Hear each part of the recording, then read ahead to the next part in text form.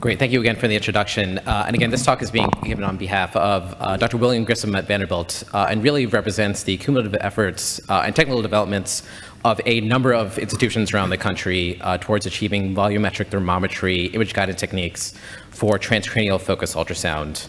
So our current image guidance protocol for, sorry about that.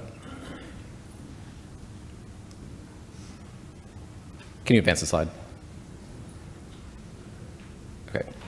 Our current imaging protocol for transcranial therapies during focus ultrasound is largely using 2D single slice or 2D FT pulse sequences to enable MR thermometry. This technique has been used with great success for midbrain targets, but as we look to expand the treatment envelope and target different brain regions, it would be ideal for MR thermometry to enable volumetric measurements of the entire brain to ensure treatment efficacy, as well as safety to our patients. And the purpose of this talk is to summarize the state-of-the-art technical developments that have been made towards achieving volumetric MR thermometry, as well as what efforts have been made to evaluate their feasibility on existing therapeutic platforms. So a number of volumetric MR thermometry pulse sequences have been described in the literature. 3 that we chose to implement were 3D segmented EPI, 3D stack of spirals, as well as 3D stack of stars EPI. So while each of these groups is purported to achieve volumetric thermometry, as you can see in this table here, the studies for these sequences used considerably different imaging parameters, including the through-plane field of view. They used different temperature reconstruction methods, different scanning vendors. In addition, they also used different metrics for validating their temperature measurements. So really the goal of this study was to implement all 3 of these sequences on the same scanner and transcranial MR-guided FUS platform at the UVA's Focus Ultrasound Center. And I'll note that this collaborative effort was supported by the Focus Ultrasound Foundation. So after implementing all 3 of these sequences in RT-HAWK, really what we wanted to do was make these sequences completely matched in terms of their achievable in-plane slice resolution as well as their slice thickness.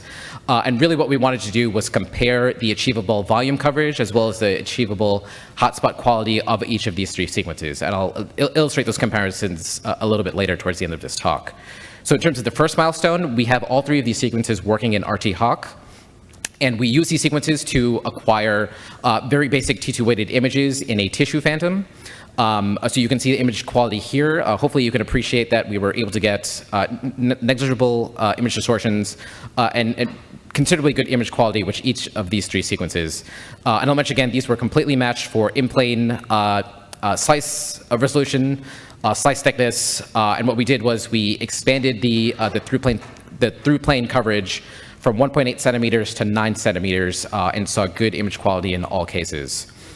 Unfortunately, as we moved towards actually imaging the transducer and the water bath in the scanner, we saw that there were significantly more distortions that were introduced.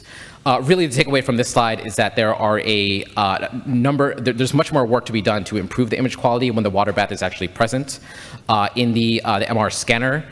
It's very unusual that even the 2DFT, sort of the basic MR thermometry pulse sequence, was not able to work in RT-HAWK.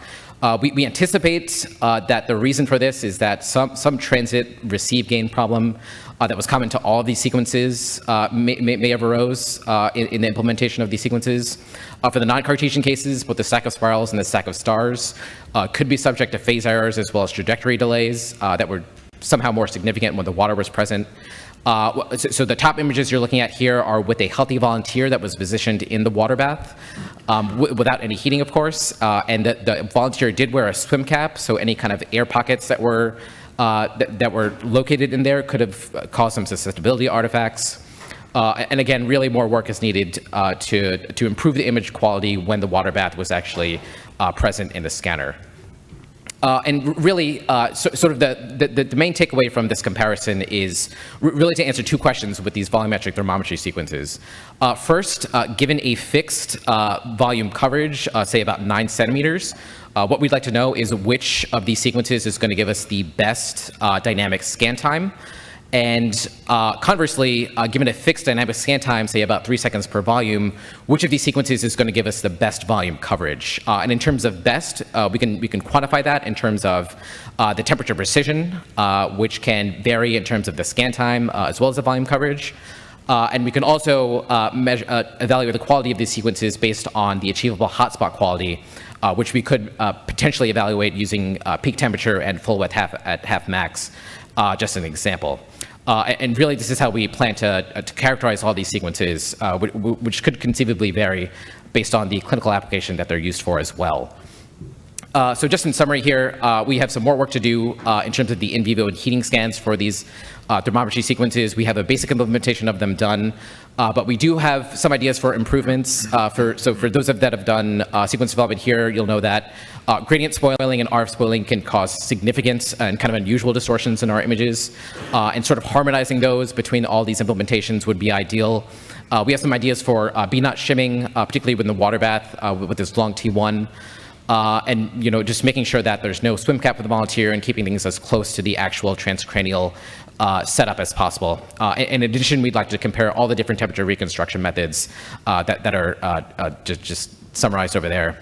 And I'll just mention again, just to acknowledge that all of this work was supported by the Focus Ultrasound Foundation, as well as all the individual groups with their technical developments. Thanks a lot.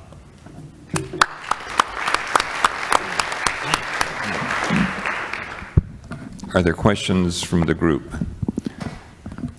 So given that we were all involved in this, it was a tremendous effort by Will Grissom in order to pull this off and make it work. But my concern is that the RT-Hawk implementation probably didn't have all of the features that are implemented on either of the commercial platforms. Can you comment on that? I think that's certainly a reason why these implementations wouldn't work when you just compare to a kind of an off-the-shelf implementation on these vendors would be the case. I mean, really, it's just a matter of those technical improvements I talked about might be one way to kind of compensate for those, but really, it's kind of the best platform we have for getting these sequences working all in the same exact interface. So yeah. Pooja. Great talk. You might have mentioned this, but just to clarify, you said that when you had a patient volunteer in the water bath, you saw a problem with image quality, but did you also scan the phantom in the water bath, and did you see the same transmit-receive problem? Yeah, we did, and I showed those images. Sorry, I neglected to explain those images on the bottom row there. We did not see, we were able to recover adequate signal in those tissue phantoms, but we were still seeing some weird kind of phase deviations, particularly near the hotspot for those sequences. I don't really have a good answer for those, but I do anticipate that those gain problems were a little bit less significant with the phantom in there. But yeah. Very nice presentation.